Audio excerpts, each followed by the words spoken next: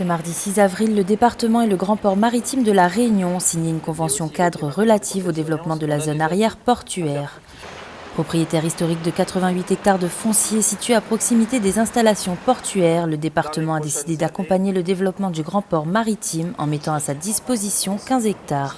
L'enjeu de cette ZAP, c'est non seulement de servir les trafics portuaires, c'est la raison d'être du port, donc on doit y veiller, mais c'est aussi de donner à la Réunion des atouts supplémentaires pour du développement économique en lien notamment avec l'économie bleue. On a toujours le souci au niveau du Grand Port de travailler en termes de développement durable, et le développement durable, c'est d'arriver à concilier en même temps l'économie, l'environnement et le social. L'objectif pour la collectivité est de valoriser les terrains non utilisés en vue du développement de l'activité maritime, mais aussi de l'activité économique et industrielle de cette zone. Le transport des biens par les voies maritimes sont essentiels et ces transports passent par la Réunion. Il y a une concurrence, il faut le dire, avec l'île Maurice et les autres pays environnants. Mais nous voulons faire de la Réunion, faire en sorte que la Réunion reste un port performant, à forte valeur ajoutée. C'est déjà le cas. Et nous devons rester en pointe parce qu'aujourd'hui, le trafic représente à peu près 6 millions de tonnes. Et on envisage de passer à 8 millions de tonnes. Eh bien, cette évolution rapide du trafic maritime engage la Réunion et nous engage tous. C'est pour cela que nous avons signé cette convention. Conscient de son rôle et de l'impact de ses activités sur son environnement et la biodiversité, le Grand Port Maritime a souhaité apporter son soutien au plan quinquennal 1 million d'arbres pour la Réunion lancé par le département. Des actions communes en faveur de la biodiversité réunionnaise seront menées, notamment sur des opérations de plantation.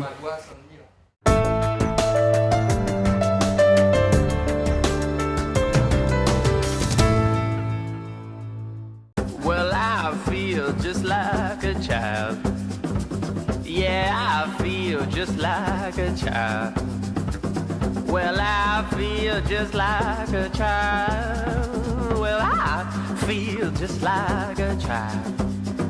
From my womb to my tomb, I guess I'll always be a child.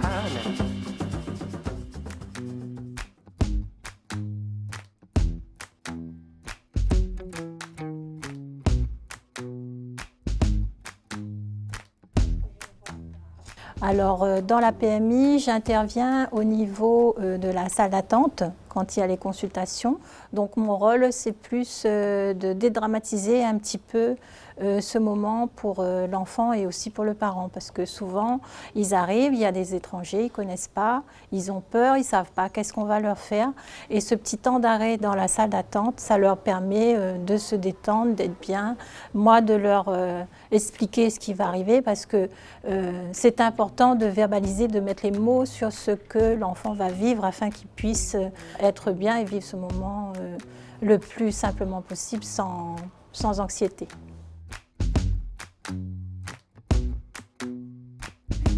Oh, les jaunes. Jaune comme le soleil. Ouais, noir.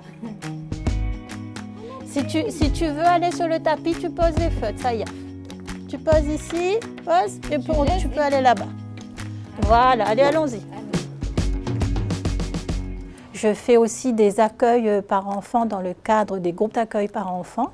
C'est un temps d'échange entre les parents, les enfants, les professionnels, les parents. Vraiment, c'est un moment de détente et ça permet aux mamans de se poser, de créer du lien. Ça permet aux enfants une socialisation. À la belle menotte que j'ai. Il y a deux côtés du jeu. Il y a le côté où c'est un élément fondamental, c'est quelque chose de sérieux pour l'enfant parce que le jeu, c'est le travail de l'enfant. Quand il est en train de jouer, il est concentré dans son jeu. Mais en même temps, c'est un plaisir parce que quand on joue, ça fait du bien, on est détendu, on rit. Donc c'est aussi un plaisir. Donc on participe à son épanouissement sur le plan moteur, sur le plan psychologique, sur le plan social, puisqu'il apprend des règles de vie. Je prends les feuilles. Regarde. Regarde. 1, 2, 3, nous irons au bois. 4, 5, 6, cueillir des cerises. Comme c'est un plaisir et qu'en même temps l'enfant il est en train d'apprendre, il ne faut pas lui imposer des choses, il ne faut pas lui imposer les jeux. Il va aller vers ce dont il a besoin au moment précis où il est en train de jouer. Et par l'observation, on peut voir par exemple si là à tel moment il veut être assis, il a besoin d'être assis et concentré, s'il a besoin de courir, de sauter, de jeter, et on va s'adapter et proposer des jeux qui sont en adéquation avec son état moteur et d'éveil du moment. Au bord de l'eau, il est si beau qu'il est tombé dans l'eau.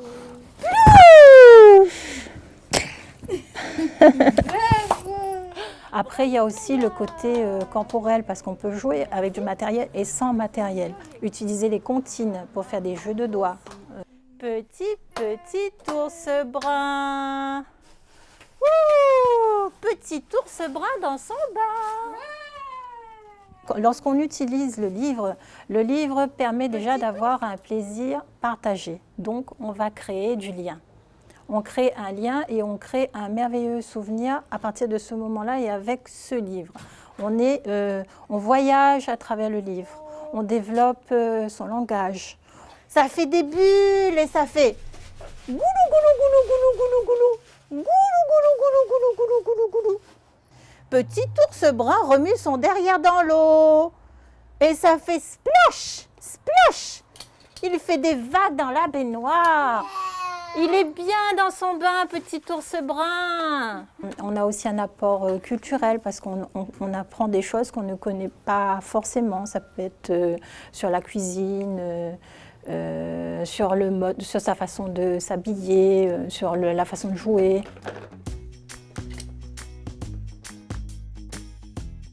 Alors le livre permet aussi d'apporter un apaisement à l'enfant. C'est un petit moment de calme, de sérénité. Il peut se retrouver lui-même ou alors se retrouver avec la personne avec qui il est en train de partager cette lecture.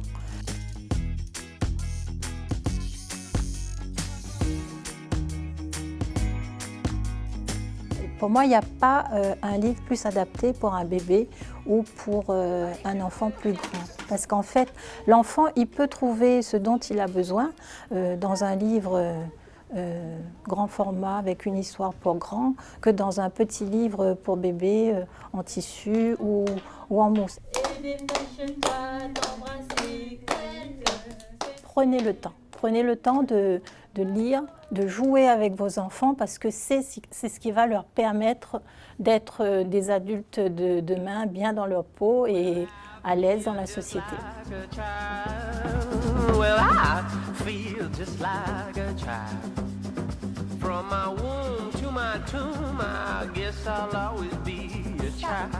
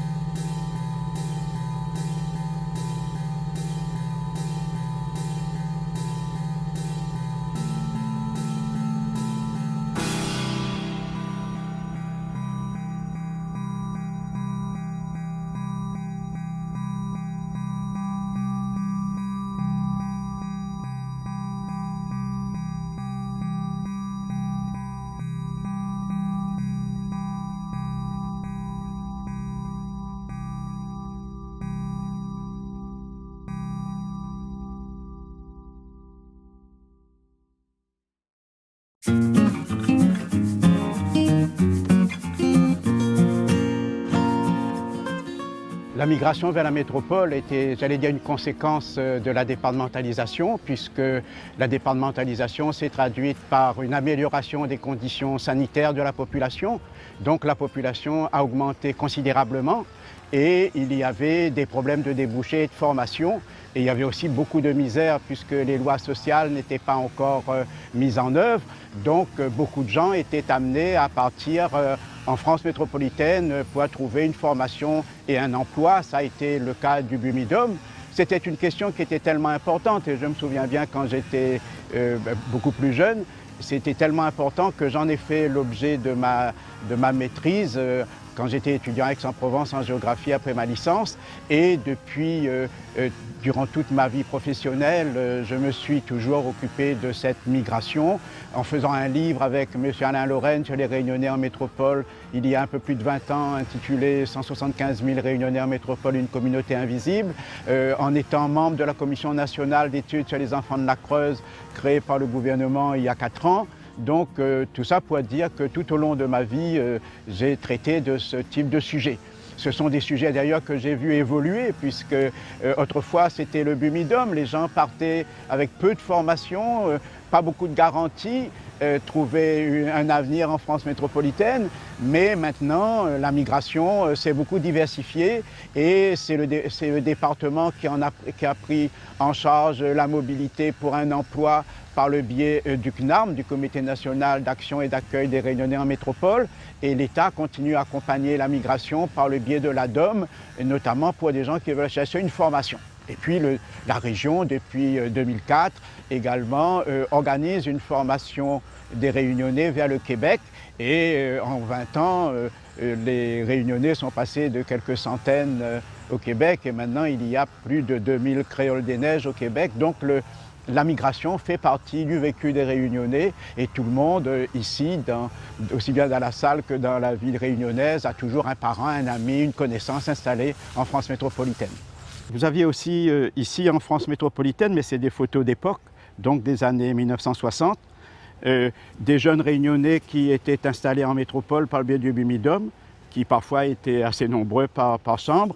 Et puis ces Réunionnais s'étaient aussi organisés pour défendre leurs intérêts et c'était les jeunes qui partaient se faire un avenir là-bas. C'est pour ça d'ailleurs qu'on avait au départ créé le CNARM avec Michel Debré, c'était pour que les Réunionnais puissent se retrouver dans des foyers. Bon, ces foyers avaient aussi une mission, c'est de ne pas les laisser aller dans la nature sans aucun port d'attache.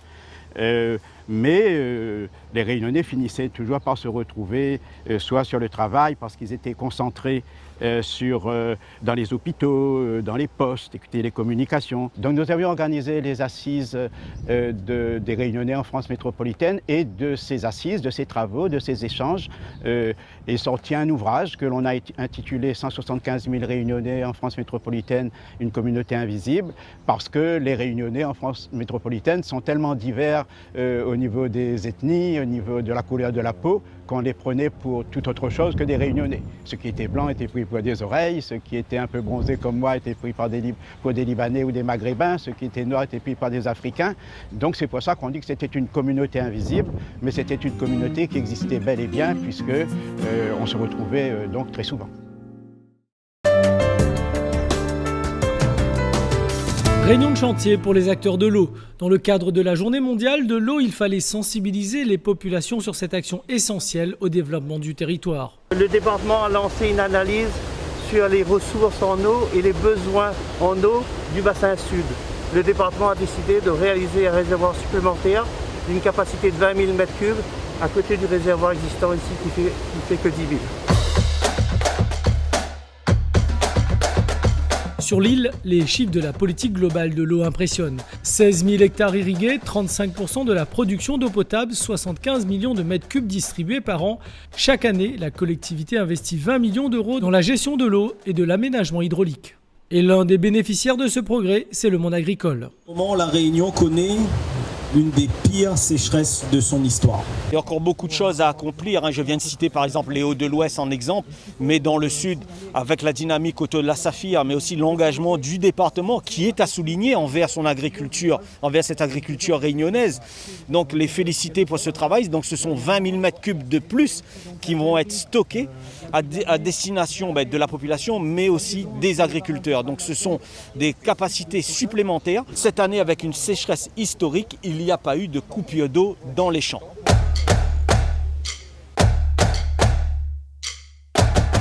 Sur le papier comme sur le terrain, la construction de ce réservoir à ciel ouvert en béton armé de 20 000 m3 est phénoménale. Il complétera celui de 10 000 m3, un réseau interconnecté dans une dynamique de hub. C'est vraiment un hub parce qu'on a à la fois des infrastructures départementales, donc l'eau dérivée depuis le barrage du Bras de la Plaine. On a effectivement les infrastructures de la Civis, donc avec une station de potabilisation en cours de construction qui va desservir l'ensemble de la ville de Saint-Pierre. On a également un refoulement d'eau vers la Cassud. Donc cette eau qui est ici stockée et collectée est destinée au final à l'ensemble des intercommunalités pour les besoins en eau potable, l'intercommunalité du Sud, mais également pour l'ensemble du monde agricole. Il faut savoir qu'une partie de l'eau qui est stockée ici part effectivement en direction de la zone basse au niveau de la ravine des Cabris-Bois d'Olive pour être turbinée, pour produire de l'énergie renouvelable avant d'être redélivrée au niveau de la zone agricole basse, au niveau de Pierrefonds. Donc pour faire en sorte que eau agricole, eau potable et production d'énergie renouvelable soient au final une problématique un peu globale. C'est ce qu'on appelle aussi la gestion globale de l'eau au département. Une vision intégrée de l'eau car nous ne faisons qu'emprunter cette ressource, ce patrimoine naturel. Il y a forcément une vision patrimoniale de la ressource en eau, d'une façon générale. L'eau, comme tout le monde le sait maintenant, c'est un cycle. On est bien sur cette notion d'emprunt que les générations actuelles font aux générations futures. Ces ouvrages, livrés en début d'année prochaine, auront coûté 9 millions d'euros. Une manière de sécuriser la ressource et ainsi de voir l'avenir de ces terres du Sud avec optimisme. Ça fait 2 mois que j'ai créé mon entreprise de vente en ligne de couches lavables certifiées. J'étais au RSA depuis 3 ans et je voulais vraiment réaliser ce projet. Et grâce à mon conseiller du département, j'ai pu bénéficier du dispositif R+, qui est l'allocation d'insertion et de retour à l'emploi, qui me permet de conserver mes allocations pendant mes 3 premières années d'activité. Maintenant, tout va changer. Je m'appelle Julie Bénard et je suis créatrice d'entreprise. R+, l'activité en toute sécurité. Plus d'informations sur le www.departement974.fr.